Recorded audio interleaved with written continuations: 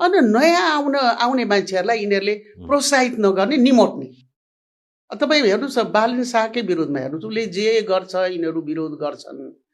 अब धरानको त्यो साङपाङ छ होइन, सोझो सोझो मान्छे, राई लिम्बूको छोरा, अब उसको पनि विरोध गरेका छ। पश्चिमतिर को छ तिनीहरूका पनि विरोधै गरेका छ। काम गरेकोमा यिनीहरू विरोध गर्छन् अनि तिनीहरूलाई निमोट्ने। अहिले उसको पनि त्यही हो, करिब करिब हाम्रो के भन्छ रवि लामिछानेको पनि केस त्यही नै हो।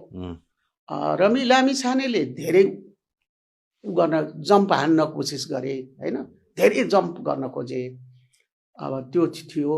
अब उनलाई पनि अहिले त्यही गरे हो, आउने हरेकलाई त्यही गरेका छ, प्रलोभन दिने। बालेनलाई पनि अब टार्गेट हुन सक्छ तपाईलाई त्यस्तो लाग्छ? तर त्यो बालेन त कडा छ। कस्तो, कुन हिसाबले कडा छ? त्यसका पछाडि मान्छेहरू छन्, घिसाएर टुडी खेलमा ल्याउने बेर लाउँदैन, त्यो कडा छन्।